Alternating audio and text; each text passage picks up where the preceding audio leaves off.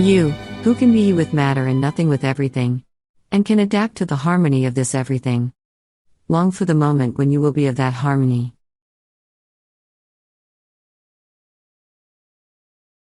The Earth is an organ within the solar system. As all organs, it also has certain life cycles, developmental stages, transformations, and innumerable states of equilibrium, which are disrupted and rebalanced by the uncountable influences it receives from the surroundings and above. And the explanation which we will make here, about the forthcoming revolution, which is the last of the countless revolutions the world has been through so far, will make the knowledge in the last part of the book easier to understand. Approximately 70,000 years ago, there were mainly two great continents in the world. One of them was filling the space where the Pacific Ocean now exists. This was a vast piece of land, wider at the north and narrower at the south. Mankind called this the continent of Mu. The other one was a vast continent which occupied the space where the Atlantic Ocean is now. There were a great number of islands, archipelagos, pieces of land which today the Himalayas occupy, and other small continents filling in between these two vast continents. That was the landscape of the world of those times. Therefore, back then, there was a different constitution of terra, instead of the current state of geography. Upon these continents, humans who were much more advanced and civilized than the mankind of today's world had been living. Their knowledge and technical prowess were way beyond those of mankind in today's world. For example, they had discovered radioactive substances, radios, televisions, electronic gadgets and other technology, which have recently started to be discovered in today's world. This technology existed a long time ago, in comparison with the history of mankind in today's world, before the submerging of their world, and they had even discovered and begun to use atomic energy 1,000 years before their own revolution. Nevertheless, they also had relatively simple, even savage tribes besides these well-civilized and advanced communities. However, even those savages were in a much more evolved state than the savages that exist in today's world. In short, mankind in the last world had a civilization which surpassed in every field that of today. This state of mankind who had reached the pinnacle of development in the world, had developed in them such pride and an excess state of claiming omnipotence that this state led them to acts prone to disturbing the natural circumstances of the world by unconventional ways, through increasingly embedding them in the coarse matter of the hydrogen cosmos. And as a consequence of this, they gave into luxury, riches, comfort, matter worship, selfishness and all kinds of desires. They immersed themselves in the coarse combinations of the hydrogen atom, and expected to get all their happiness from these combinations, and this was a last strenuous exertion of the beings, caused by the material advancement and developments which had reached the final limit, a kind of degeneration. This degeneration is very natural and a harbinger of every great revolution that occurs. In surrounding environments, developments advance communally. All beings that constitute that surrounding, from the smallest to the largest, develop and rise according to their degrees. For example, as mankind become the most evolved beings of the world, each of the other beings that live within the inclusion of world plans advances towards the higher stages of their developmental possibilities. And cancers constitute the most obvious example of this. Towards the last cycles of the world back then, some diseases had emerged for which mankind did not know the reason. One of them was cancer.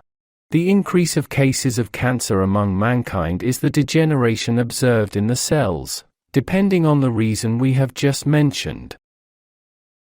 Each of the cells and organs in the human bodies is a material ground of life for the relatively primitive beings. They render their own developments in these matter fields, and within the possibilities those fields provide. A moment comes when these simple beings which develop in time cannot obtain the things they need to develop further out of the matter they are in. That is, these matter possibilities and conditions become too barren to let them gain further leaps. However, developmental leaps of the beings never stop, and they always want to go further without any restriction.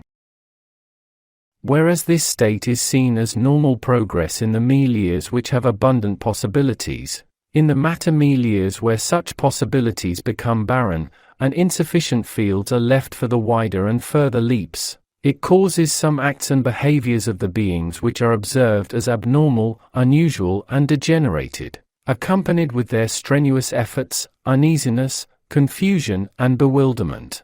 And such were the states of the beings which govern matter milieux, that is, the cells that become cancerous at the periods just before the submerging of the continent of Mu. Milieux of material development, belonging to the lot of these beings who exist in the body organism, had become unyielding for their further advancement. For example, a skin cell which constitutes the body has at best a certain field of functioning assigned for it. The somatic state of the body is not suitable for this cell to surpass it. Such a surpassing does not fit with the harmony of the body. The primitive being that made that cell a developmental milieu for itself could obtain the development it needed as it perfectly functioned at the beginning. However, a moment came that it completed this developmental cycle. It started to feel the need to prepare for the higher developmental milieus. Accustomed biological conditions and possibilities which that cell existed in were not in a state to respond to these needs of advanced activity. Therefore, the cell being became unable to fit into its body. As a result of this situation, that primitive being that had used a normal skin cell in usual and proper ways, then started to make a strenuous effort to orientate in a direction outside of the body order and harmony. This strenuous effort caused some states and situations of that cell within the skin community, which were not in accordance with that community, so that this naturally put into effect a disordered state in its development, which is called cancerous. It is certain that this cancerous state of the skin cell, orientated to the activities outside of the harmony and order within the skin organism, is merely the last resort of the being who tries strenuously to complete a developmental stage, and to pass into a higher stage, but cannot find any possibility for it within the conditions it is in. As to the body organism, which seems here as if it was wronged, actually it does not lose anything, and renders the automatic service and assistance it has taken on, in the issue of preparing ground for the evolution of other beings. By doing this duty, in the face of the mechanism of destiny, it will also acquire spatial merits, which is a higher manifestation of destiny, and so benefits from the wider possibilities of the passing to the higher plan, and this means its leaping to a further stage, its development. Therefore, there is no wrong or injustice.